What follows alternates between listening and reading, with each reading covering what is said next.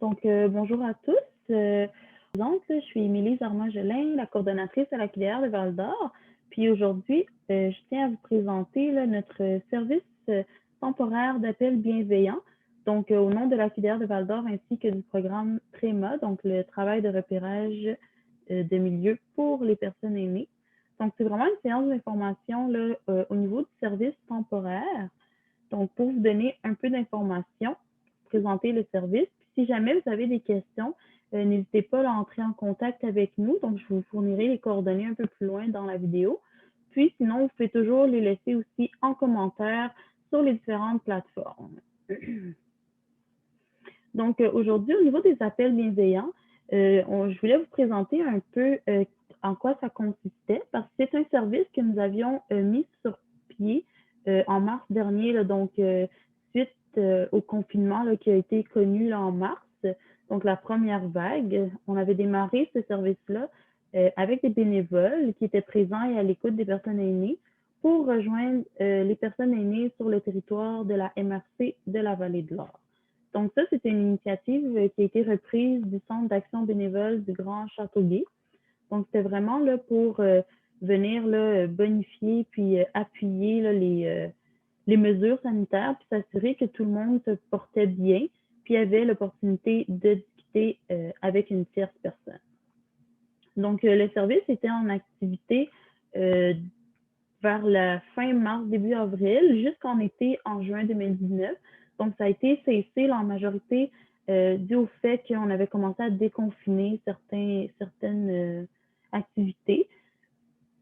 Donc, les appels bienveillants, c'est vraiment, comme je le disais, là, une équipe de bénévoles qui s'assure d'appeler les personnes pour leur permettre de se tenir informés et occupés. Donc, on sait que avec la présence de la COVID-19, il y a beaucoup de choses qui sont en constante évolution et changement.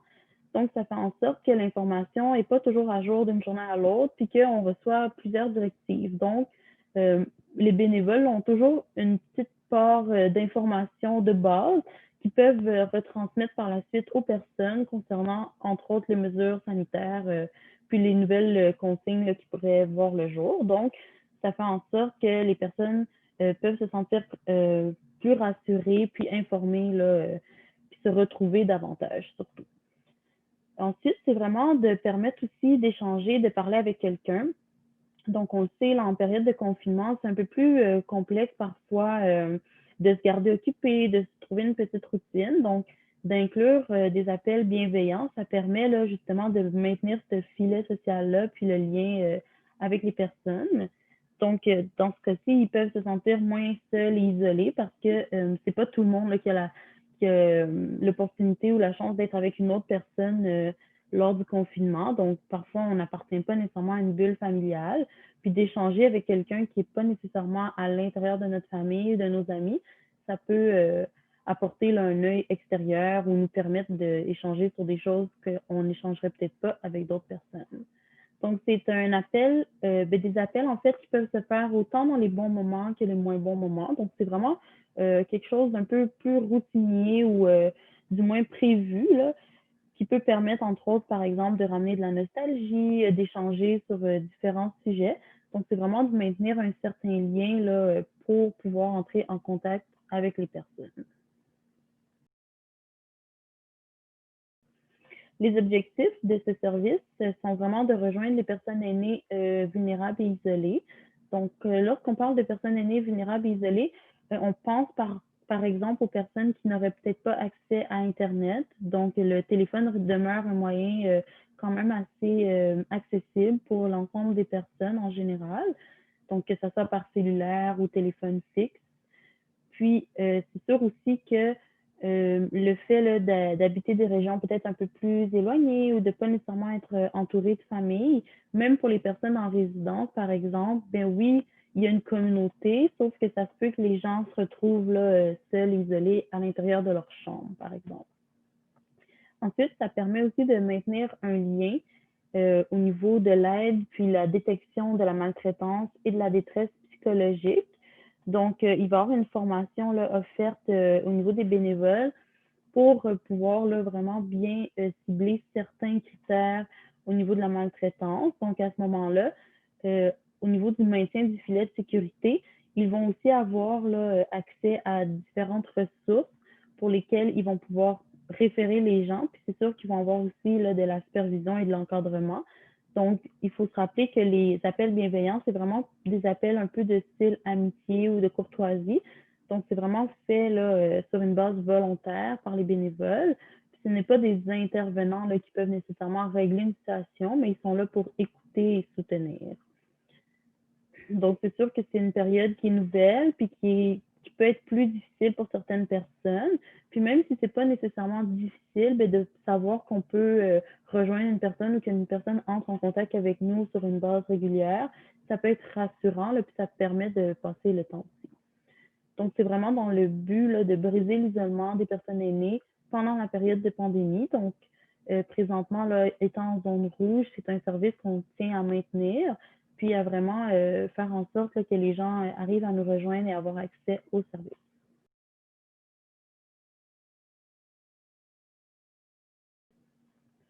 Donc, au niveau d'à qui s'adresse le service s'adresse aux personnes de 55 ans et plus du territoire de la MRC de la Vallée de l'Or. Donc, ça comporte Malartic, Sainte-Terre et Val-d'Or. Au niveau des références, donc qui peut référer au niveau des appels bienveillants? En fait, c'est toute personne qui est proche d'une personne aînée. Donc, on a tous dans notre entourage, que ce soit un grand-parent, un ami ou peu importe, une personne aînée. C'est très rare qu'on n'est pas en contact avec différentes générations. Donc, c'est sûr que si vous êtes des professionnels, par exemple de la santé, des services sociaux, des professionnels aussi à d'autres niveaux, là, à ce moment-là, n'hésitez pas là, à référer des personnes vers le service. Si vous pensez, par exemple, que la personne peut s'ennuyer ou être plus isolée par rapport à la situation qu'on vit présentement. Donc, ça peut être aussi au niveau des bénévoles qui œuvrent auprès des personnes aînées. Si vous êtes un membre de la famille ou un proche, un ami, et plus encore. Donc, dans plus encore, là, on peut entrer toutes sortes de professionnels. Par exemple, là, c'est sûr que les coiffures, les salons de coiffure sont fermés, mais par exemple, si dans vos clients, vous aviez des personnes que vous jugez qui sont peut-être plus seules ou qui peuvent avoir besoin de ce service, ben, n'hésitez pas là, à ce moment-là à leur faire part du retour des appels bienveillants, puis à nous contacter pour pouvoir faire en sorte qu'on entre en contact avec la personne. Donc, pour le fonctionnement des appels bienveillants, en fait, comment ça fonctionne? Si vous référez une personne, par exemple, vous pouvez contacter la QDR de Val-d'Or, donc vous composez le 819-824-5500. À ce moment-là, vous pouvez mentionner soit votre intérêt à vous à recevoir le service ou comme quoi vous référez une personne qui aimerait le service. Si jamais il n'y a pas de réponse au numéro, n'hésitez pas là, à laisser vos coordonnées, donc votre nom complet et le numéro où on peut vous rejoindre ou rejoindre la personne qui est intéressée. Si vous êtes plus à l'aise avec Internet, vous pouvez aussi nous envoyer votre demande sur notre courriel, donc aqdrvaldor@gmail.com. Puis à ce moment-là, là, on va pouvoir vous répondre puis s'assurer là, que vous avez un suivi. Par la suite, lorsque vous faites la demande, il peut y avoir un petit temps là, de délai, tout dépendamment de l'heure à laquelle c'est émis la demande. Mais rapidement, là, une personne bénévole va entrer en contact avec vous, puis elle va pouvoir établir avec vous ou la personne que vous référez un calendrier d'appel. Dans le fond, c'est sûr qu'on vous invite là, à promouvoir le service et à sensibiliser les personnes à utiliser le service d'appel bienveillant. Donc, c'est sûr que lorsque vous utilisez, par exemple, la promotion de service sur vos réseaux sociaux, que ce soit sur Facebook, par courriel, ou même du bouche à oreille au niveau de votre entourage et de vos proches, ça facilite l'accès au réseau de soutien là, finalement là, au niveau des personnes aînées. Donc, c'est sûr que pour pouvoir rejoindre le plus de personnes, on vous invite là, à ce moment-là à promouvoir le service. Puis à ne pas hésiter, si vous voulez avoir accès à quelques petits outils promotionnels, on peut vous en envoyer là, pour aider à promouvoir.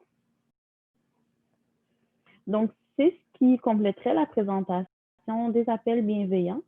Comme je l'ai mentionné au départ, n'hésitez pas si vous avez des questions ou des commentaires ou si c'est un service pour lequel vous aimeriez offrir du temps, vous pouvez nous contacter au 819-824-5500 ou via notre courriel.